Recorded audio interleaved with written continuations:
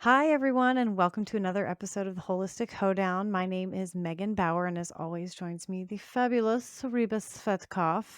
Hello, Reba. Hello, Megan. Long time It's, no see. I know, it's so nice to see your face. It's the first time I've seen your face since February. So, right? Oh, Yep. no, we see each other Well, on Marco Polo. yeah, Marco Polo, but still, That this is counts. different. Yeah, it's like live. I can like almost touch your face. Yes, exactly. Hi, everybody. We are trying for the first time our video podcast, and we're very excited about it because it's so cool to see each other's faces because we're in different locations. Yeah, for sure. And we thought it'd be really cool for you guys to see us too. So you put, a face or a closet with, Yes. a person. Yes. And today I'm so excited because not only are we talking about parenting, which is one of my favorite things to talk about, but I brought my baby. Well, she's not a baby anymore. She's 15. We brought Alexa here with us to talk about parenting and how a teenager views parents. Hi guys. Hi. How are you? Good. How are you guys? We're doing really good. Thanks for Good. coming on our podcast to give us your feedback. Thank you for waking up early on this summer day to I be know. with us. I super appreciate that. I know how hard that was for you. Yeah, it was quite the sacrifice. So, Oh my gosh. You're gonna have to like take her shopping, mom, or something. I don't know. I don't know. I think yeah, she could do okay. She's I'm paying fine. per Oh, the minute. oh, Oh. Oh, I didn't know. Well, we're a nonprofit. You should just know that right off the bat. We're a nonprofit at this point, so I don't know where that's gonna come from. Okay, I think I yeah. can work with that. Okay, good, good. You're just donating your time. This is volunteer hours. Yeah, right. You could put this on your, like, college application for something, I'm sure. Yeah.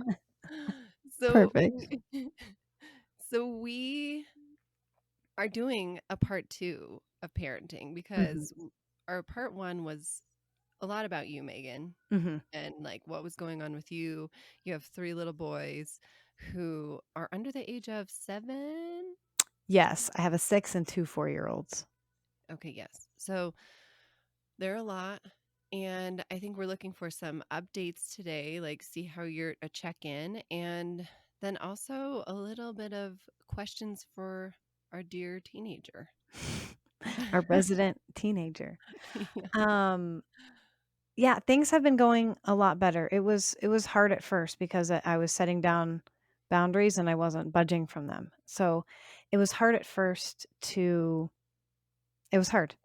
It was hard. But the kids started, hey, this is the new norm, this is the new rule. So now they respond to those new norms, those new rules. School is starting back tomorrow. So I'm really looking forward to my oldest, my 6-year-old starting first grade. He doesn't do well in situations where he's not constantly intellectually stimulated. And daycare during the summer is just more of like, for his age, just more of like just babysitting, which I get it, and I don't want him to be intellectually stimulated all year round. I want him to have that break, but he starts behaving badly when he just doesn't have anything to do or any structure. Mhm. So, I think it's going to get even better when he starts school. He's going to start karate soon, and I think that's going to help also with his behavior. But I've started being just a lot less reactive Mhm. to what they do and a lot more aware of how my reactions then sort of start this kind of cause and effect chain Mhm. that gets them out of control. And then I'm like, oh my God, why are they out of control? Well, because you started off like defensive and yelling at them. So Mhm. I've started being a lot more cognizant of just how I respond to them. Um, when I ask them to do something, not asking them 1,000 times, saying, I've asked you once. If I have to ask you again, it's mine, or it goes to toy jail, or you're not going to get to do this, or you're going to lose or, whatever that looks like. So, So the recap was we had talked about like not so many verbal, like, okay, I'm gonna take that. Okay, I'm gonna take that. Okay, I'm gonna take that. Mhm.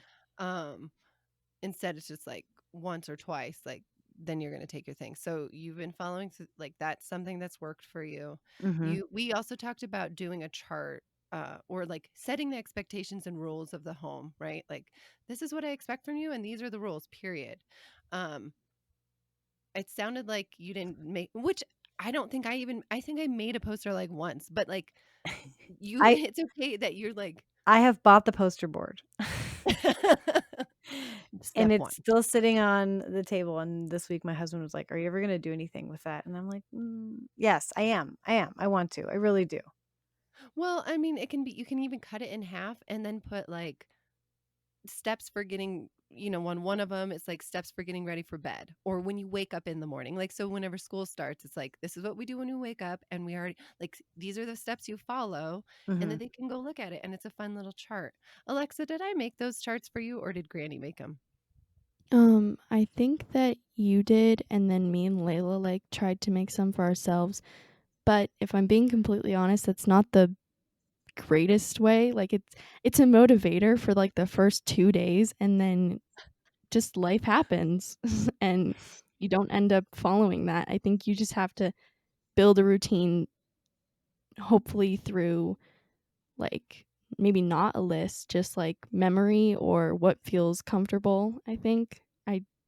So, I just so never what remember start, the list working for more than like a week.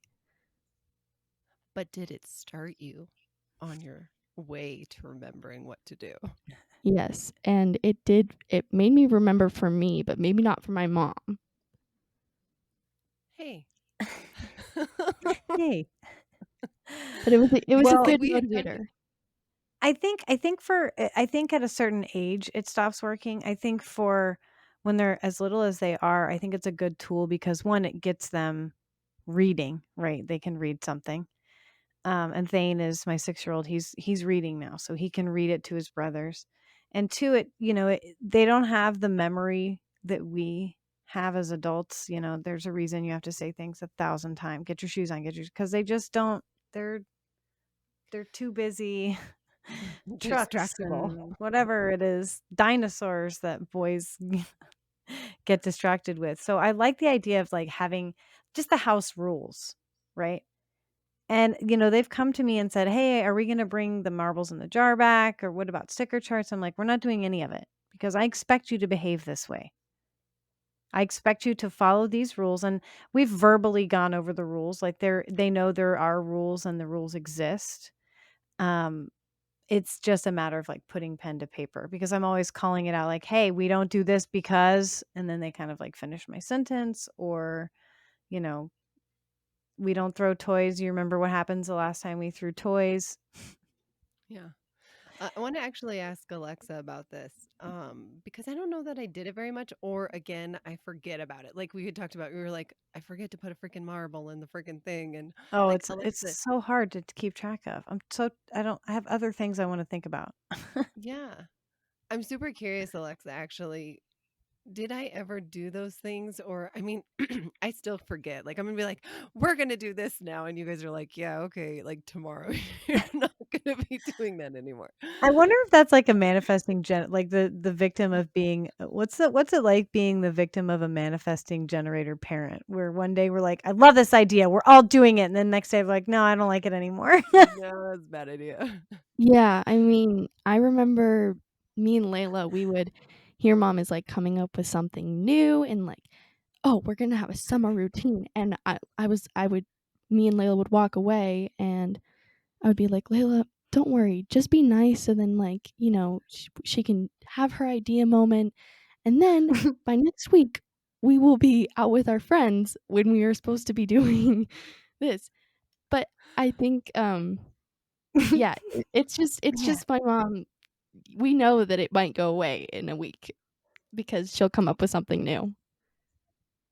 Well, I mean, okay, but I still expect you guys to still do chores. Or if I ask you to do the dishes, like for example, right now in this age base, like last year we did do a lot more. Like you guys woke, I made you wake up more. This year, this COVID summer, I have not made you wake up before 10. And last year though, I felt like I loved waking you guys up, making you water the garden, pick up dog poop, unload the dishwasher, and you still have to do those things. I've just given you a little more freedom.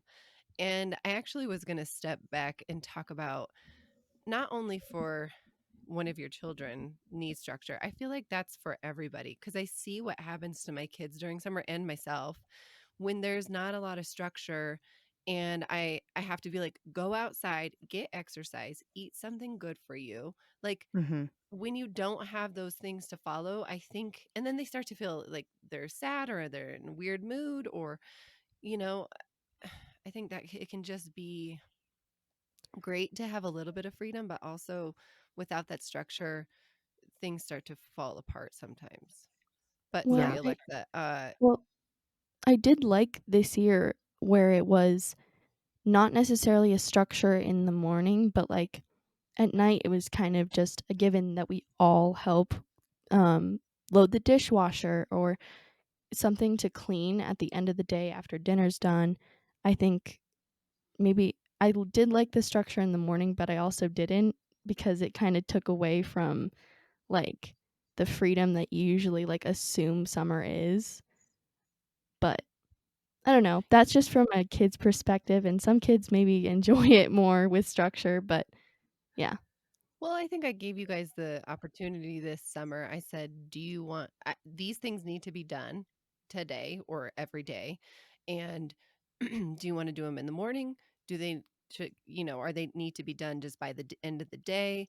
If I unload the dishwasher, are you guys loading the dishwasher? Because I tried to do one load of, dishwasher per day because the four of us are here.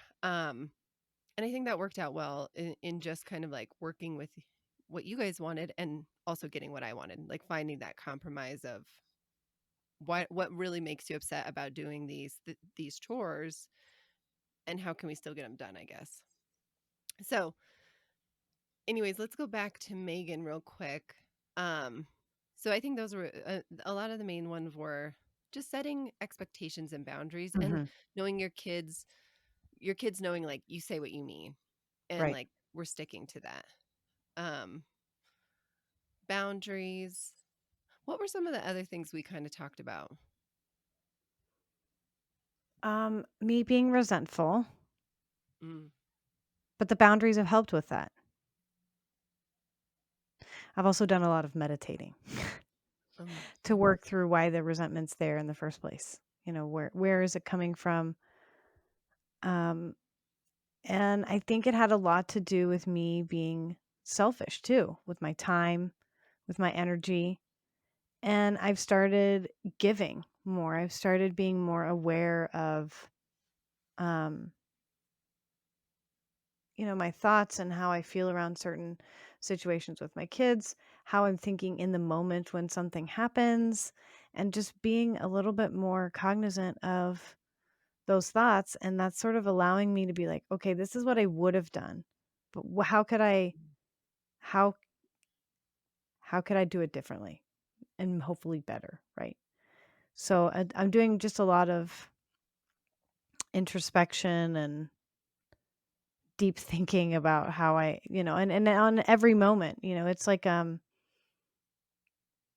it's like being your own thought police all the time. So mhm, I'm just trying to take it slow. I'm trying to find opportunities to be more giving and then taking advantage of those opportunities with my kids and with Alex. So, I think that's helping a lot too. I don't feel like I think being giving and having gratitude is helping me a lot, not helping me a lot through that resentment piece of it, mm. which is awesome. Which I don't know how much we talked because we talked a lot about this separately and not on the podcast too. Like we Mhm. talked about, I don't know how much we talked about resentment on the podcast, and we may have talked about that separately. Um, I don't know how much. Um, but resentment can be a big deal as a mother, and in that mother archetype of you do feel like you're giving, even though maybe you're like, oh, I wasn't giving. I don't know. Mhm. But we give a lot to our kids, a lot of our time, energy, love, literally everything can be dedicated to them. Mhm. And if we're not taking care of and nourishing ourselves and, well, being grateful, like you said, I think we had talked about like just being grateful for the small things. I talk a lot about that, don't I, Alexa? Yeah, Well, and I all mean, the it's time. really that's really important, I think. I think I lost sight of that for a while, and it got me to a dark place, and I didn't know how I'd gotten there, and then I've kind of, obviously in retrospect, realized that's how I got there. It's just I stopped being grateful for the little things. Yeah. And that can be so easy to do whenever we're just like going through our days. Mhm. So I'm happy that there's been a shift and it's, Yeah, it's been great so far. Hopefully we can keep it up. yeah. Well, I mean, it's like, I think in my yoga teaching, somebody had said, we forget and we remember, and we forget and we remember, and Oh we yeah. forget and we remember. And that I feel like goes for most things. Yeah. It's kind of like that spiral that we talked about where, you come up with one obstacle and you overcome it, and then you go the next round up and it's the same obstacle but just in a different way, presented in a different way. You go Mhm. up one more round and so on and so on and so forth. So you keep running into the same lesson, just maybe presented in a different way. Yes. So I know I'm not done, No. but I but mean, I feel good about where I'm at. So I want to know actually now. I Of course this is like from teenage perspective, but Alexa, I would love to know a lot of your perspective on me. I mean, she does tell I told you guys, she calls me out I can and tell. I can tell. she calls me out and sometimes that is very difficult and like we had talked about, you I can get very defensive and she'll be like stop getting defensive. No, But You're like, okay. "Stop calling me out on everything I'm doing, okay? God." Well, I think that I think, hearing from my friends and stuff, they aren't willing to call their parents out on what they're saying and what can be hurtful about what they're doing, and I think that, like, they just think that their parents are these gods, and, like, I think that my mom is this goddess, and she's doing a great job on raising me, but I think that there are things that need to be said, like, she had been kind of in an argument with Layla, and I remember just being like, "You are being so defensive and going to the extremes," because she often will be like, recently there was a seat cover argument in our household about putting seat covers on our car because we get really sweaty in there. But it's just like, okay, well, then I'll never drive the car. And like, just the extremes of these things. And I think that that can be so hurtful. And so I just sort of like to call my mom out on those things because that's something that I don't appreciate, and she calls me out on things that she doesn't appreciate, and I think that there's a healthy balance of those things where it's not hurtful but it's also constructive. yeah, and I think though my sweet daughter, my wonderful daughter, we have cultivated that over time Absolutely. through trust and knowing that we still love each other and refined sometimes we've tried to refine how those things come out. Like, and instead of me saying I still was angry when she was like stop being defensive. I was still like but I'm wrong, I'm right and this is, or whatever. But in that moment I still had to like stop Mhm. and be like, okay, I'm being really freaking defensive right now and this isn't helpful. Knowing it's like a lot of introspection and knowing that my daughter still looks up to me, my daughter still loves me. Mhm. Yeah. eh, I don't know. This didn't just happen over time. And I know Alexa, you see a lot, how your friends interact, how just either even other teenagers on TikTok or whatever, who knows what. But Yeah. Well, Whatever the and kids are watching. whenever I, like, look and at what? those oh, well, whenever I look at those kind of parent daughter or son relationships, it's often, like, I feel thankful then to, like, be able to say, like, "Yeah, I have a really good relationship with my mom." Like, I don't think many, at least daughters or, um, people can say that, and I feel bad because, like, it's hard to see them go through those things with their parents, and yeah, I mean, So what just do you think is one of the things that, I mean, I know a lot of the things that, I don't know. Do you have a, sorry, I'll let you ask a question, Megan, because I mean, go ahead. No, I get it. I so having Reba as a mom and having, all that she's taught you, what do you think is like what has made the biggest impact on you as, growing up with Reba as a mom?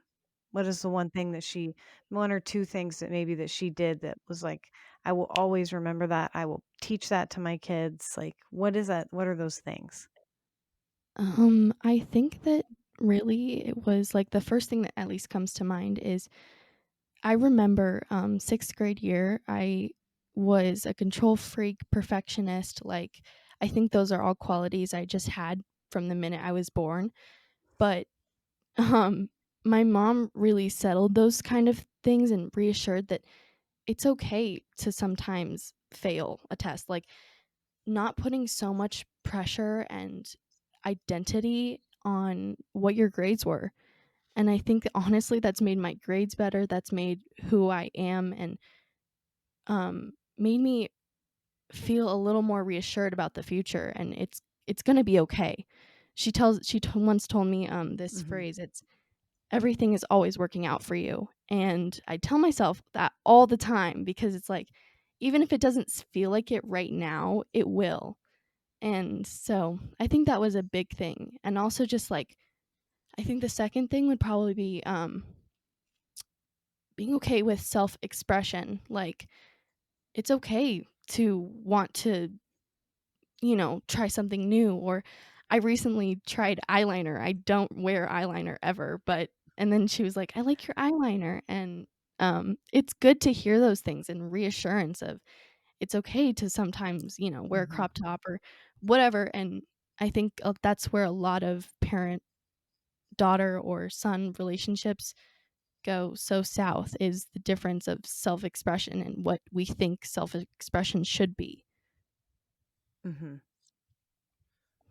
And that probably relates to even when you were younger or as two young kids, right?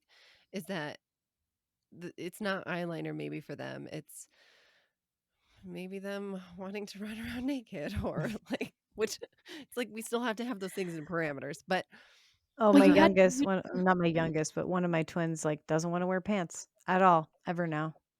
Like, he asks me, "Do I have to wear pants when I go to daycare today?" I'm like, "Yes, you have to wear pants."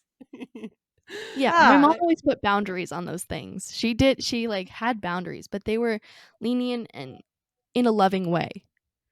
Right. well, it's like we can let's have that self-expression can be here and you can be playful and you can be safe in this space at home.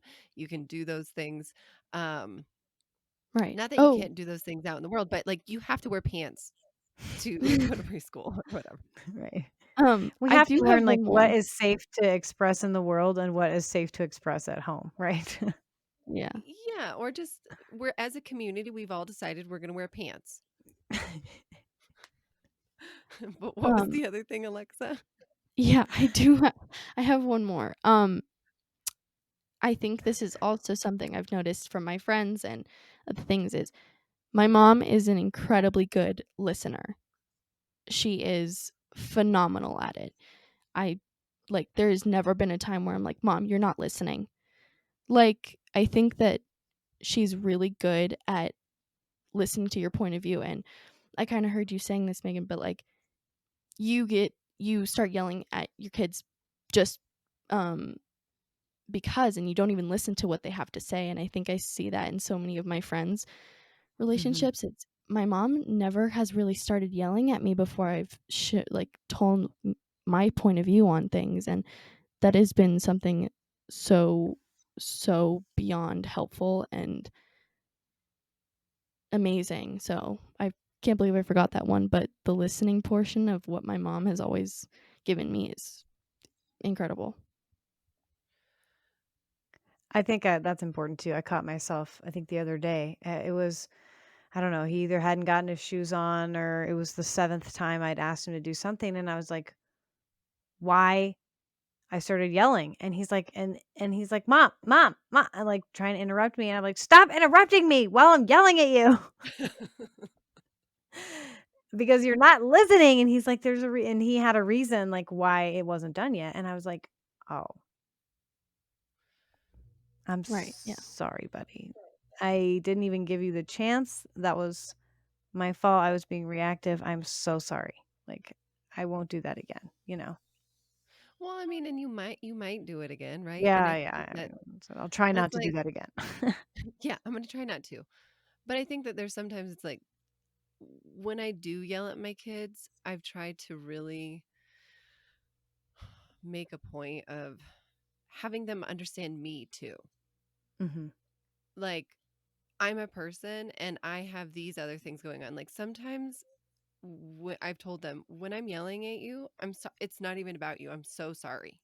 Like I'm really nervous and I'm scared about this thing that's going on over here, mhm, and I'm literally just like reacting because and I share those things. Don't you feel like Alexa with you guys? Yeah. I mean, also we during our remodel, that was a really hard time for me and Layla, my sister. I remember we would go days where I would be like, "Lay, don't go upstairs. Mom and dad are in a bad mood. Something just happened with the remodel." Like it was avoid your parents whenever they're in a bad mood because like they were going to take it out on you, and that was so scary for that small period of time. And I remember like, where did my parents go? They were so like focused on the remodel that like we had to sort of take care of things on our own, and I think that was good and really hard in some ways because we didn't have our parents like we usually do.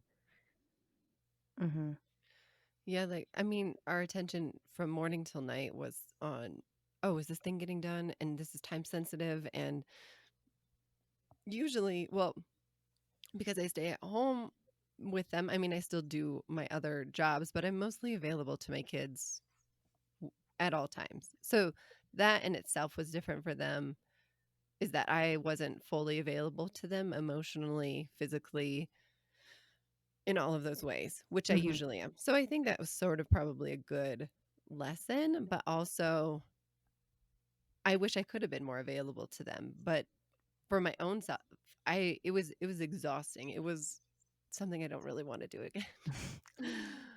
But so that we talked about the listening portion and reacting. Yes, because we would react. It was very easy for us to react whenever you're in that stress state, which a lot of parents are in a lot of cases, but it's sort of like, okay, do I really need to be scared about this thing? And recognizing that you're taking it out on your kids when it's not even about your kids.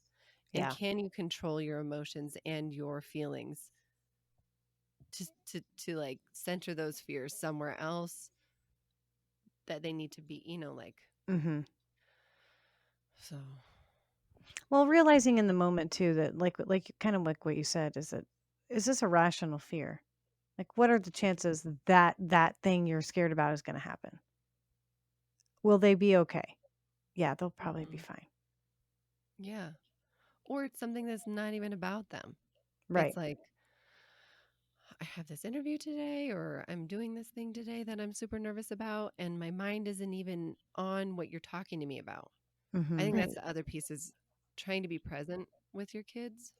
Yeah. Well, I remember like you would I think I have to constantly remind myself, like, it doesn't happen a lot, but when she snaps at me or Layla and it's kind of out of nowhere and, you would think there's no reason for her to be acting like this, it's probably about something else. And younger kids probably can't understand that, but me and Layla have become really good at knowing it's not always about what exactly we're doing, and it's taken time to know it's not necessarily personal. Yeah. But that's been through communication, and I do think that that's one of the things that you and your sister and I, and even your dad, have got a lot better at, and it's taken time Well, to cultivate. me and you, I think, are the best at it in the family. Layla's not great, but Everyone's working on it. yeah. Um, She's but younger me and than my you, mom, give her time. yeah, we've gotten really good at being open about a lot of things. Well, that's Almost good. everything. Yeah, I could Yeah. tell her anything and And feel okay. that's one thing that I do think that I've tried to drive home for both of the kids is that no matter what you tell me, I've probably felt it. I've known someone who has experienced it. I I'm not going to shame you for it. I'm like, these are just things that we can talk about and talk through, and I'm not going to be I might be a little bit upset at you or disappointed, or but in reality we're human, and I understand that you're a human too. And I'm Right. human, and I want you to understand I'm human. Yeah, that actually right there, that my mom is human too, really drove it home, is like knowing that she also made mistakes, and she's told me about many mistakes she's made whenever she was my age, and getting in the car with guys that are going crazy and, driving crazy, and just yeah, you have told me about that, mom. Yeah, And yeah, yeah. um just things that, like, she made mistakes, and I think that kind of opens the floor to me being okay sharing my mistakes with my mom, and hopefully she's gonna be understanding and know that once she made the same mistakes. And yeah, I think that that's been really good about something in our relationship. Yeah, I think I never my parents were never really humans to me. It was only after I had kids that my parents, like, became humans to me. And I don't want that for my kids. I want my kids to know, like, I fuck up every single day on the regular, Totally. Mhm. professionally, personally, interpersonally, all the time, all the time. Mhm. And I want them to know, and one of the things I might come down hard on them. I'm working on that too, is just not reacting as much when I come down on them when they do something wrong or they break a rule. But I always follow it up with, hey, you know what? It's okay. We broke a rule, but we're learning. And, mommy makes mistakes. Mommy breaks rules all the time. But when mommy breaks a rule, she has to pay the consequences just like you do. Mhm. Yeah. And, but I learned from that experience and I want you to learn from this experience. So I always try to, even if I've maybe overreacted a bit, come followed it up with a, hey, I'm sorry, but this is why I did this. I overreacted, but this is why this is the rule, right? And this is why it is what it is, you know. Yeah, this is still a rule, and I maybe not I didn't react exactly how maybe I would like to or is healthy, but Right. it's still a rule. Mhm. Um, I think one of the things that I learned in my parenting was, and even for myself, was if you make a mistake, if there's something that you don't want to do again, it's like we talk through, what can you do next time? Like, what are the options next time this comes up? Because it's going to come up. Like we were talking about the spiral, right? Like Mhm. you're going to repeat this pattern. But if you can be prepared in, like, what are my options? What are the choices that I actually have? I think we talked about those things a lot, Alexa. Like, do you agree, or what is your perspective on that? I mean, like, we talked about a lot, um yeah, the options of what you can do, but, like, mostly that what really affected me, at least, was that it's gonna be okay. Like, even if you screwed up big time or even little time, like, it's gonna be okay. Like, unless you can, like, go to jail for this, then, like, you know, there's obviously a difference, but in whatever I've screwed up in, like, she's always let me know that it's gonna be okay, and it'll work itself out. So, Yeah, yeah. it always does. I have to remind myself that all the time.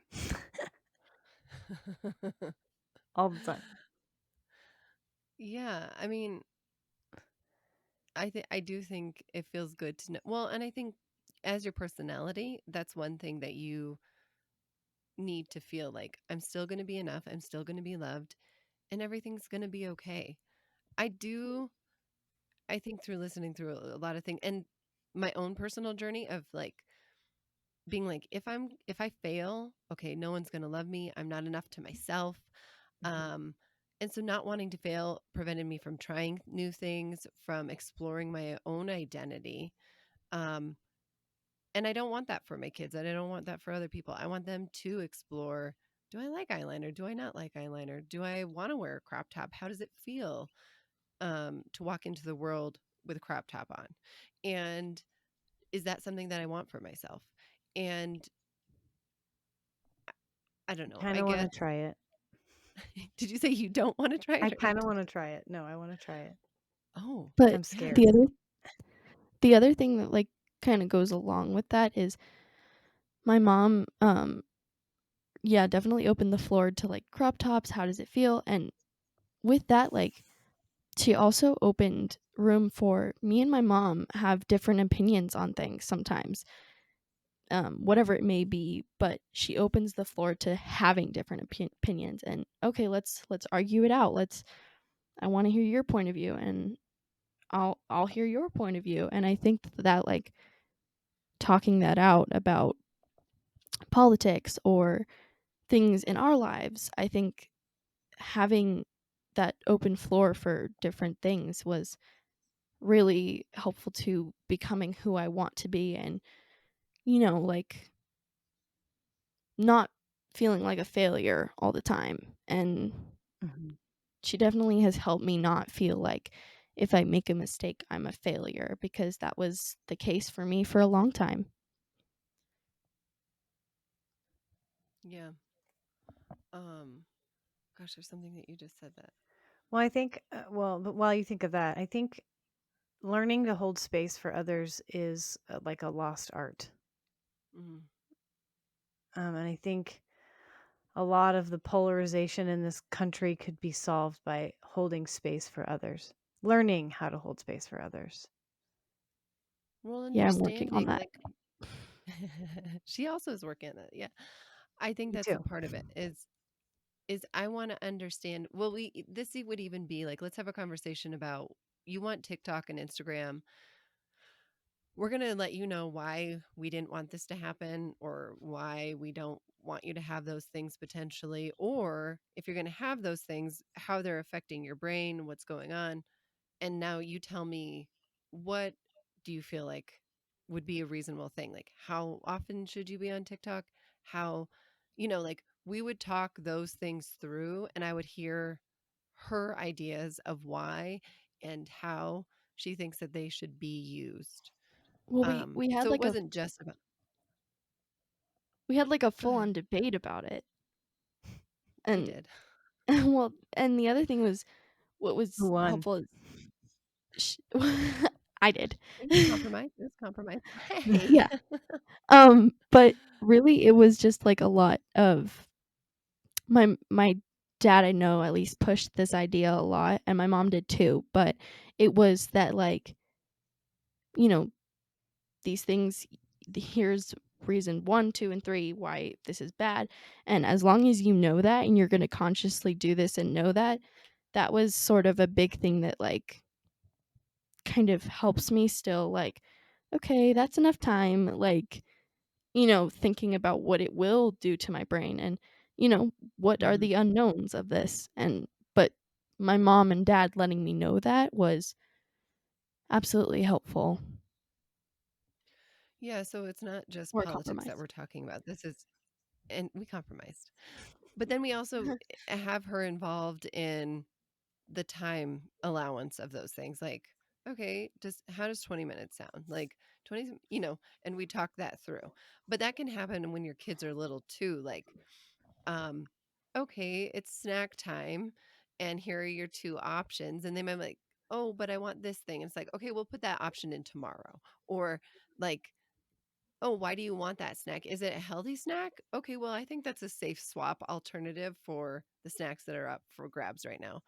Yeah. Or learning how to probably be better negotiators and holding Yes. space for each other. Um, and it'd be like, okay, well, why am I withholding this snack? Right? Or why can't they have a snack right now? Is it because I have a set time for snacks? Or is it just like, stop? I gave you this choice and this is what it is. Like, sometimes that is the case.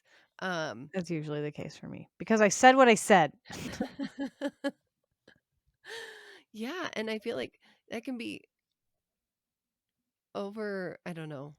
Sometimes we're just inundated with things with especially little children, but even when they're teenagers, it's like, oh, can I go hang out with my friends? And this is what we're gonna do at this time. And I'm like, oh my God, asking me these questions all the time. Um, and that's I think where structure comes into play of like, this is what we're doing at this time. This is a set time that you can go see your friends. If your friends cannot play at that time, I'm sorry. Like sometimes I need that a little bit more for them and sometimes I can be more free. And I think that's probably where it gets a little confusing for them or they're just like, "Okay, yeah, tomorrow mom's going to forget." Give me a Well structure. well, the other thing about that was, like, as I've gotten older, like, whenever I was in 6th grade, I think wow, a lot happened in 6th grade. We, like, had a very, "You tell me when you get there, you have to be home at this time," and I learned that. I there was, definitely me learning that a lot, but as I've gotten older, it's been, "Okay, text me when you get there, and then we can sort of work out a time you wanna come home," and now, after COVID, typically, it's just me texting my mom, "Mom, I wanna come home, can you come pick me up?" Because I can only handle, like, 2 hours of social interaction now. You're like, "Stay there longer. Yeah. Interact longer." Yeah, not good enough for you. Yeah. Well, and I think early on, that's what she was, she was she had such a tight grip because she was kind of building that trust with you, Right, well, right? I'm And also then the when guinea she, pig. yeah, yeah, I was the oldest too, so Yeah. I feel that oldest pain for sure. It's so hard to Yeah, watch my all the sister, oldest do. though, be like watch Layla be, like, able to do the things that, like, I never did, and so knowing Yeah, girl. cueing myself like, reminding myself that, like, I'm the guinea pig, like, I had to go through that first so Layla could have it better, like, Yeah. because I had to but I think I'm almost better for it, like, knowing that I do have boundaries and I did everything that I had to get to where I am with the trust, and it didn't just happen overnight, which I feel like I see in so many other people's relationships that usually is damaging and not good trust. Mhm. And yeah. Yeah. Well, I set a really big boundary. It was like, I need you to be home at this time, and this is the time I expect you. And now I'm a little more comfortable with, oh, okay, they're going here. It's a comfort level as a parent that, as a firstborn, it is still hard. Like knowing what happens to firstborns as guinea pigs, I still parent Layla differently. And Yes, as you much do. as I try in my head, 'cause I do because you know why, Alexa, is that which we talk about this a lot, and I do think this is important conversation wise, maybe to have um, for youngest to oldest, because she was the guinea pig, and that was my first time parenting this one thing. Right. And so with time, you get better at it, and you understand more. Like, do I feel comfortable with this? And it's the inevitable thing of you know the sibling birth order. Yeah. Right. And Well, I try and Well, and you learn, I think more, to defend your mother, Alexa, when you have one kid, you pick every battle because you have the time to pick every yeah. battle. and you want to be the perfect parent. And then when you have more kids, it's like, okay, is that a battle that I'm going to pick? Because I've picked it before and it doesn't make me happy and nothing ever comes of it when I do. So you just gradually start learning the things that are really important to come down on your kids for. And then you just realize that, okay, they're not bleeding, they're not dying, they're safe, they're happy, they're healthy. I'm just going to act like I didn't see that, you know? And I think Yeah, no, I as a parent, that's sort of the evolution, and now I understand that as a parent, like, why firstborns are the way they are and why the other kids aren't, why they are the way they are, because Mhm. the way parenting evolves. well, I definitely like, I definitely understand my mom's point of view, um, and she's, like, told me before, it's, like, this subconscious thing where, like, she'll me at least I know for a fact my dad, he expects so much more from me. Like, he will be the first he well, whenever we have work to do in the yard, he's like, "Alexa, get out here." Like, it's never Layla. It's most often me. It's just because I think my dad expects more of me and maybe I don't thinks more of me. Yeah, But, like, I don't know. I think just it's a lot about birth order, I think, and I'll watch Layla get away with something, and she'll be, like, walking to her room all confidently or something, and I'm like, "What? What did you how did you, like, get out of that? Are you kidding me all right smug. She's got that now?" smug look on her face. Ugh. Yeah, well, you know what I've been I have recently 2 angry younger about over sisters. oh my gosh. I mean, like, recently, it's been, like, my mom will not know where Layla is, like, when she's hanging out with her friends, and I'm like, "She can do that? Like, not let you know where she is with her friends?" I got grounded one time for, like, not being home on time, and it was, like but it was, like, more than that. I should have been in trouble, but I, remember being Well, like, Layla l wasn't home in time, like, for several times, and mom's just like, "Do better next time." no, that's what you think, though. That's I think the other piece is, like, Layla doesn't always know what happens with you and you get in trouble or what conversation we had on the ride home or whatever. Like, yes, Layla is it's definitely more lenient. And sometimes I think in my head, oh, I've had this conversation before. Like, she just knows that because I've had that conversation with you. And so you feel like, oh, somehow vicariously, Layla has also had that conversation. Like, it legitimately goes through my like, "Oh, wait, have I talked about that enough with her?" Because I feel like I've talked about that a lot, but it's probably been with Alexa.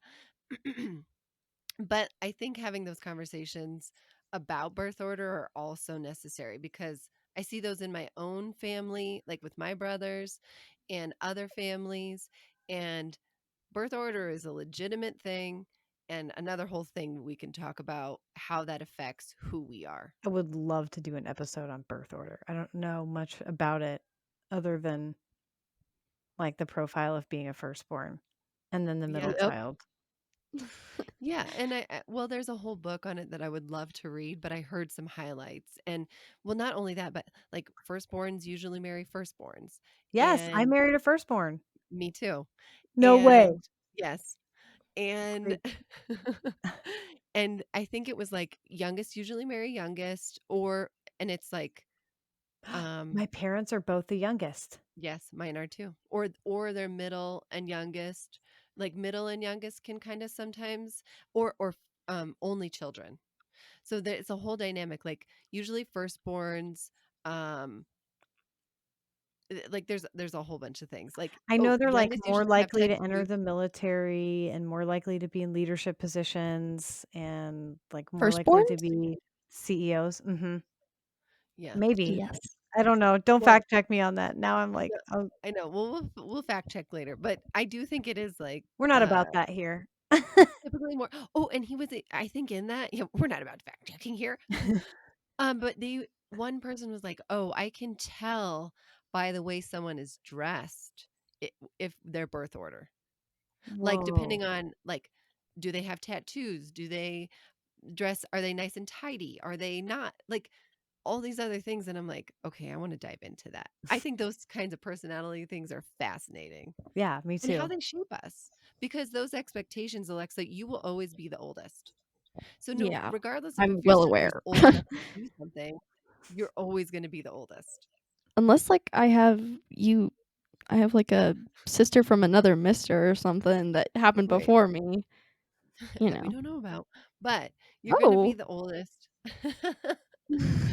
And those expectations will be on you for the rest of your life with your parents. Yeah, I mean, I still feel like the oldest with my family, r right? Like, with right. my brothers, with my parents, and I'm Well, 38. I Yeah, I feel just hung out very with my sister, like, last weekend, and, we're 35, 33, and 27, maybe? 26? And, yeah, it's still the same. Mhm. yeah, I Like, mean, my sisters are still getting money on the side from my parents, and I'm like, "Mom," and she's like, "But you have your life figured out." Mm. I'm like, well, "But I still want money." Go ahead, I sis. feel I Alexa. feel very responsible for my sister and all of those different things. It's like, I don't know, it's a very weird thing to feel responsible for Layla, or I don't know, being my mom's right-hand man or some kinda stuff like that. It's very, it's Mhm. it's really cool, but it's also sometimes, not the funnest. Funnest is a word. I agree. But since you were little, so you guys are almost 3 years apart, it was like, "Hey, Alexa, go get me a diaper. Help me get this for Layla," right? Like, since that time, you have been helping take care of your sister and been my little helper, or you've been there to talk things through to, or if something an emergency comes up, you're the one who needs to call your dad that this thing happened and tell him that Layla busted her lip open, and or whatever. Yeah. um Yeah. and Layla hasn't been put in those situations very often where she has to be step up to be Mhm. that. And we had just had something recently happen, actually. I don't remember exactly what it was, but Alexa's like, "Oh, she had to be what I usually am." And it was funny and interesting just to watch that development of our children in their birth orders. And I do think having a firstborn and having those expectations on them allows our second and thirds and fourths to have a different kind of freedom, and they have to find their own identity in the family. So that's why I think things happen those ways sometimes. I saw this, I like it. like, I saw, some sort of article or something, but and I totally relate to this, but it's firstborns typically are called old souls, mature for their age, stuff like that. And I was called that all the time, and they were like, typically that means that there was a part of your childhood that was stolen because, I was like, my mom always told me I was an observer, like, you know, always kind of still worried, even though I should have been playing. And I think that, like, that's so sad to me that, like, I sort of missed out on those things because of worry and, like, just having that natural firstborn. Maybe it's not all firstborns, but like that worry. And I just remember people being like, "Oh, you have such an old soul," or, and that's just, I think, and they were like, "It's typically because there was a part of your childhood that was taken from you." And maybe it's not by an actual person, and I don't put this on my mom, but like just this worry and like I don't even know how Mhm. to put it, but something like that. I see it in my oldest. I see it in my 6-year-old. He's a lot more lately. He's been like, "I'm Mom, what happens if this happens? And I'm really scared that if this happens and this is gonna happen. And I'm worried about," just all these the same kind of verbiage. And I'm like, "Buddy, you're 6, man." Yeah. You got the Yeah. rest of your life to worry about stuff like this. You let mommy worry about that. You don't worry about it, and I feel so I'm like, he already has this, like, huge burden, I feel like, that he puts on himself.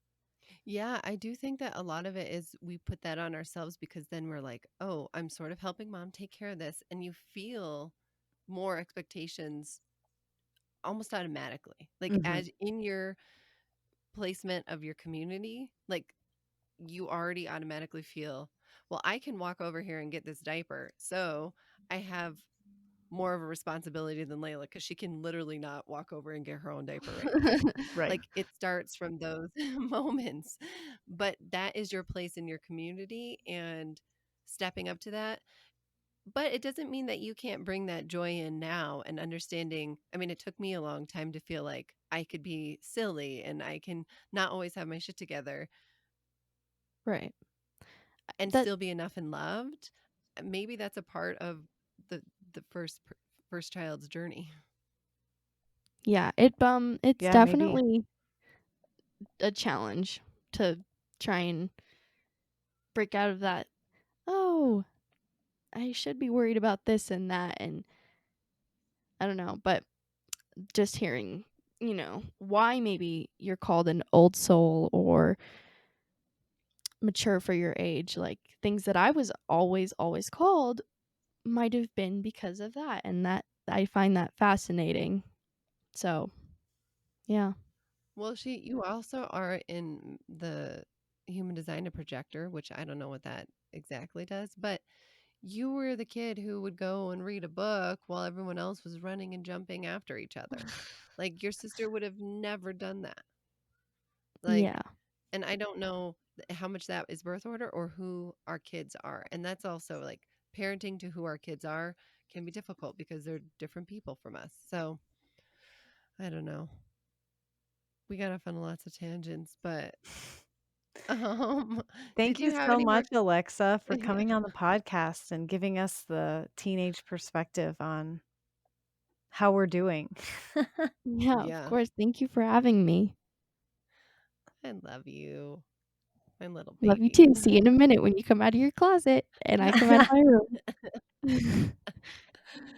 Thank you, Megan, and everyone for listening to Yes, our thank you parent. guys. We wanted to, yeah, just real quick before we log off. Um, Reba and I are so happy. We have reached over 500 downloads at this point. Yay, we're so excited. So we're gonna hopefully get a chance to maybe like celebrate that this week, and then next goal is 1,000 downloads. Yeah. So I can't. Yeah, so thank you for sharing the podcast, telling other people about it, listening bi-weekly or sometimes we have bonus, Yeah, but that matters and giving reviews or stars or yeah. whatever it is that they want from you. Whatever it is that they ask you to click on. But thank you. Thank you for Yes. listening and being a part of the holistic hoedown. Yes, we're loving this. We're still loving this. We're so glad that you guys are still loving this. So we'll see you guys back next time. Yeah. Bye. Bye.